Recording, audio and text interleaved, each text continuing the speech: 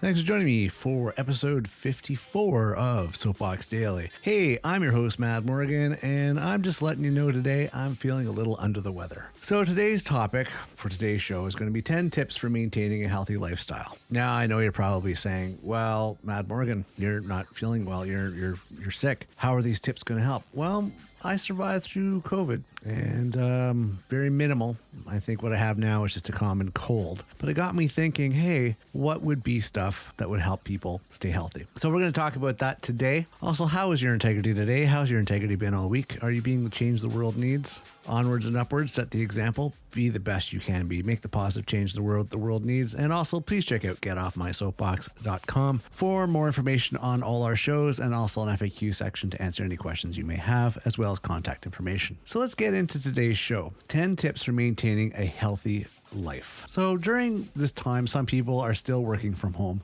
and some of us are venturing out to try and have a normal life again. For those that stay at home and are stuck with the foods that have been in our fridge or pantry for a while, we are temporarily living a stationary lifestyle with increased odds of physical activity, increased eating and sitting, and stress, anxiety, and depression. In particular, many of us will gain some weight during this time and may keep the extra weight permanently, which may carry considerable health risks for type 2 diabetes, hypertension, heart attack, stroke, and other health problems. I know, such a happy joy feeling and start to the day, but it's reality. We have to look at our health. So here I'd like to share some basic tips and resources for how to maintain your healthy lifestyle, body weight, and overall well-being while trying to stay home, or just your everyday trying to get back to a normal life and while engaging in some level of healthy social distancing out in the world today, because it is still a concern. You still have to have some social distancing. We're not out of the woods yet, and it's become a fall, so it's that cold season again, depending on the side of the world you're in, of course. For some it's spring, but that's another story. So let's get into at least 10 tips for maintaining a healthy lifestyle, and I follow a majority of these, and I'm going to pass them on to you to help you out. So number 1, measure and watch your weight.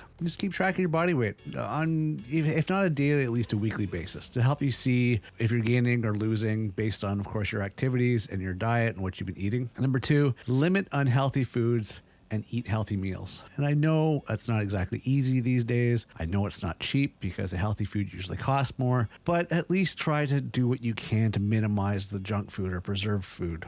And don't forget to eat breakfast, because it's probably the most important meal of the day. Number 3, and I'm a big one on number 3, take multivitamin supplements. To make sure you have significant or sufficient levels of nutrients, taking a daily multivitamin supplement is a good idea. This helped me survive through COVID. I took multivitamins. I mean, there's a lot of ones that are pretty important. A, B6, B12, C, D, and E, as well as zinc, iron, copper, etc., and magnesium. I take that as well. There's some debate on this, on whether or not supplements are beneficial. I know for a fact that too much supplements, too much vitamins is bad for you. So you have to find a balance that works. And if not, see a dietitian or see somebody that knows about these things to get a better idea what's right for you, because your body might not like certain things. So when you take the multivitamins, keep that in mind. Number 4, and this is one thing that's been for debate, but drink water and stay hydrated. Also, limit what you drink as far as sugared beverages go.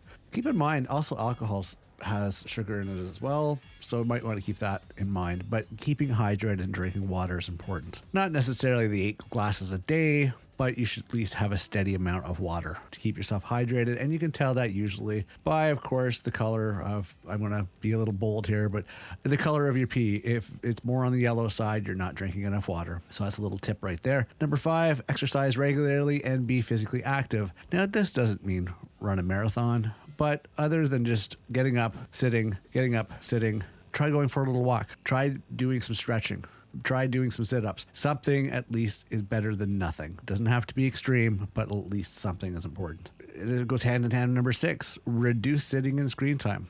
And that's difficult for some people. Like, I work in IT. I have to sit in front of the computers. And yes, sitting is part of it because I don't have a stand-up desk, but trying to reduce it. So get up once in a while. Get up at least once an hour. Walk around. Go upstairs, downstairs, take a walk down the driveway or down the block. Number 7 is one that I know a lot of us are guilty of get enough sleep. There is a very strong connection between sleep quality and quality in your immune system. The more sleep you have, the more your immune system works well. You can keep your immune system functioning properly with getting at least 7 to 8 hours of sleep each night. I know for some people it's extreme, but that's usually what your body needs to be able to have the tools to keep you healthy, keep your immune system strong.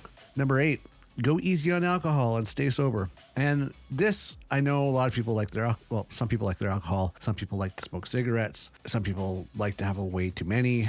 You know, I had the argument that cancer is caused by everything these days, but smoking and alcohol, yes, they both cause cancer. And if you combine the two and a regular usage of them, you're just increasing the odds that you're going to get unhealthy. You're increasing the odds of potentially cancer. You're increasing the odds of having an unhealthy body. So in moderation, folks, or learn to quit. Number 9, find ways to manage your emotions. This is difficult. A lot of people are having mental issues these days because of all the stress in the world, everything that's going on. It is common for people to have feelings of fear, anxiety, sadness, and uncertainty during major events in the world. Like the pandemic was stressful on a lot of people. Also, of course, stuff that's going on in the world and other places. It's a little concerning. Try a breathing technique. Look into the SEALs breathing technique that they use for their training. I find that's very beneficial. It's basically inhale all the way, hold it for 5 seconds, exhale all the way, hold it, rinse, repeat. I find that's a really good way to deal with stress and anxiety. And last but not least, number 10, use an app to keep track of your movement, sleep, and heart rate. If you have the means to have a phone that can do this, download an app to try to keep track of things because it's hard for you to remember. Or if you don't want to use an app, write it down, but you're going to have to do manual measurements. If you have a smartphone, it could do it for you. Just a reminder, people with serious chronic medical conditions, including extreme obesity, diabetes, and heart disease, are higher risk of experiencing complications and getting sick from a multitude of infections. So they should always talk to medical providers and listen to their advice. Keep listening to your body. Stay tuned with your body. Listen to what your body has to say. If something doesn't feel right, get it checked out. Don't take a chance. Take the precautions. Investigate. Get yourself scanned. Get yourself checked out. Just listen to what your body has to say. But also, take care of your body. It's yours, and you have to maintain it in order for it to stick around for a while. That's about it for today. I am going to go back to bed after this to recover from me being sick today. Thank you very much for being here. Thanks very much for listening. Please check out getoffmysoapbox.com. Also on Twitter at MadSoapbox. I am your host, Mad Morgan. Have a marvelous day, and I will see you next episode. Bye for now.